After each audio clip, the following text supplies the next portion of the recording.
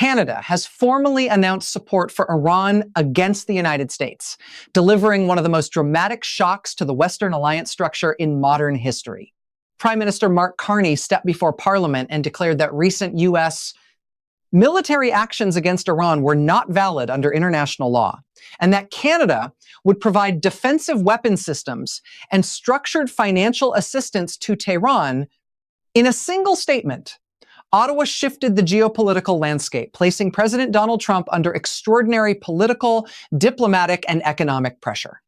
Carney's announcement was direct and unapologetic. Canada, he said, would supply advanced radar systems, anti-drone platforms, electronic defense infrastructure, and cyber defense technology designed to protect Iranian civilian and critical infrastructure from further attacks. In addition, Ottawa would extend a multi-billion-dollar stabilization package structured as financial aid aimed at reconstruction and humanitarian resilience. The message was clear: Canada would not stand silent in the face of what it viewed as unilateral escalation. Before we break down how this unprecedented move is reshaping global alliances, shaking markets, dividing NATO, and placing President Trump in one of the most difficult positions of his presidency, make sure you hit that like button and subscribe to the channel. These deep geopolitical breakdowns explore how power shifts at the highest levels can redefine the global order, and you won't want to miss what happens next in this unfolding scenario. The reaction from Washington was immediate and intense. President Trump addressed the nation within hours, describing Canada's move as a serious and deeply disappointing action from a country that has long been one of our closest partners. Behind the scenes, emergency meetings were convened in the White House Situation Room. Defense officials, intelligence chiefs, and senior economic advisors gathered to evaluate the implications of a NATO ally openly supporting a state engaged in direct confrontation with the United States. At the Pentagon, military planners assessed how Canadian defensive systems could alter operational dynamics in the region. Even though Ottawa framed the equipment as purely defensive, advanced radar and anti-drone systems could complicate air operations, electronic warfare planning, and surveillance missions. The strategic ambiguity created new uncertainty. Defensive support in this context had consequences that extended well beyond humanitarian framing. Inside Congress, pressure mounted rapidly. Lawmakers demanded clarity. Some called for economic countermeasures against Canada. Others warned that retaliatory action could fracture North American stability at a time when unity was critical. Bipartisan hearings were proposed to examine the legal and security implications of Canada's decision. Meanwhile, NATO headquarters entered crisis mode. Emergency consultations were triggered under alliance procedures. The foundation of NATO relies on cohesion and shared strategic direction. Canada's divergence created an unprecedented fault line.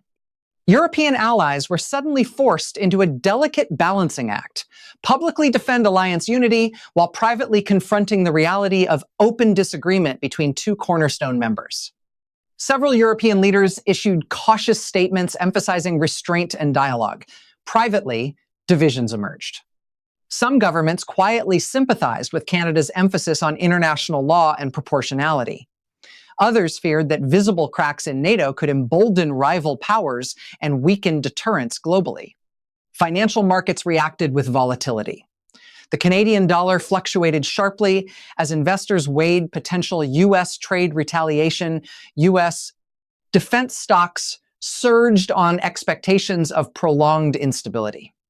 Oil prices climbed amid speculation that diplomatic fractures could spill into broader regional disruption. The economic stakes were enormous. The United States and Canada share one of the largest bilateral trade relationships in the world. Cross-border supply chains in automotive manufacturing, agriculture, energy, and technology are deeply integrated. Any escalation into trade retaliation risked significant economic fallout on both sides of the border. Trump now faced a multidimensional crisis. Domestically, critics argued that his foreign policy approach had alienated close allies. Supporters demanded strength, insisting that failure to respond decisively would undermine American credibility. The political landscape became increasingly polarized. At the same time, Mark Carney stood firm. In a follow-up address, he emphasized that Canada's support was not ideological alignment with Iran, but a principled stance against unilateral escalation. He framed the move as a stabilizing action designed to deter further expansion of conflict. Defensive support, he reiterated, is not aggression. In Tehran, officials welcomed the development as a diplomatic breakthrough. The announcement was portrayed as evidence that Western unity against Iran was weakening. Iranian leadership emphasized the defensive nature of the systems, positioning the support as validation of their narrative that external aggression required international pushback. Energy markets continued to fluctuate as analysts attempted to forecast second-order effects. If Washington imposed economic penalties on Ottawa, energy flows across North America could be disrupted. If tensions escalated within NATO, investor confidence could deteriorate across global markets. Within NATO's military command structure, operational coordination faced new sensitivities. Joint exercises, intelligence sharing protocols, and strategic planning discussions required recalibration. While no formal rupture occurred, the psychological shift was undeniable. Trust had been strained. The White House weighed several response options: economic tariffs on select Canadian goods, targeted restrictions on defense cooperation, diplomatic engagement to de-escalate rhetoric. Each option carried risks. A forceful response might restore deterrence optics but damage economic stability. A restrained response might preserve trade flows but appear weak. Trump's advisors debated intensely. Hardline voices argued that allowing a NATO member to materially assist an opposing state would set a dangerous precedent. Moderates warned that pushing Canada too far could drive further divergence and encourage other allies to question U.S. leadership. Public opinion surveys reflected growing division. In Canada, supporters praised Carney's independence. Critics warned of jeopardizing the country's most important alliance.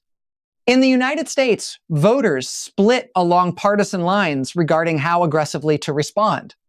The economic dimension deepened. Analysts warned that even symbolic tariffs could disrupt billions in annual trade. Supply chains already strained by global uncertainty could face new bottlenecks. Financial institutions adjusted risk models to account for prolonged diplomatic tension. Meanwhile, European capitals intensified quiet diplomacy. Back-channel conversations sought to prevent public escalation. Leaders emphasized that preserving alliance cohesion required dialogue rather than confrontation. China and other major powers observed closely. Strategic analysts in Beijing and Moscow evaluated whether NATO fragmentation presented opportunities in other theaters. The optics of Allied disagreement reverberated far beyond the immediate crisis. Trump's political calculus grew more complex.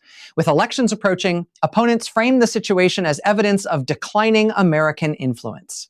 Supporters emphasized the need to project unwavering strength. Carney's gamble was equally high stakes. By stepping into the conflict narrative, Canada elevated its global profile but exposed itself to potential economic retaliation. The decision redefined Canada's strategic identity from quiet ally to assertive actor. Energy traders continued to monitor developments. If alliance tensions triggered additional instability in shipping lanes or regional operations, oil and gas prices could surge further.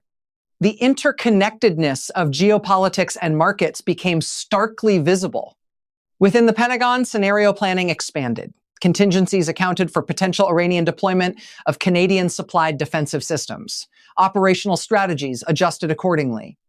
Diplomats on both sides recognized the gravity of the moment. North American security architecture had been built over decades of trust and cooperation.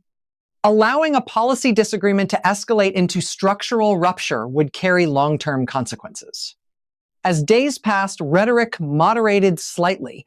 Trump emphasized that dialogue remained possible. Carney reiterated Canada's commitment to alliance frameworks while defending its independent stance. Behind closed doors, emergency diplomatic channels continued to operate. Senior officials from both governments held quiet discussions aimed at preventing a full breakdown in relations.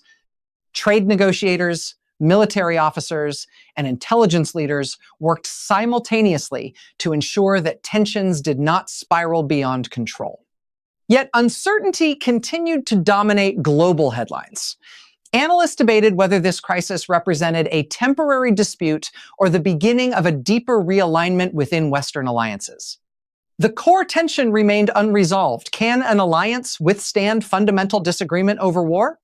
This unfolding scenario reveals how quickly global power structures can shift when close partners diverge on critical issues. It underscores the fragility of consensus and the high stakes of leadership decisions during crisis. For President Trump, the pressure is immense, political, economic, and strategic. For Prime Minister Carney, the risks are equally profound.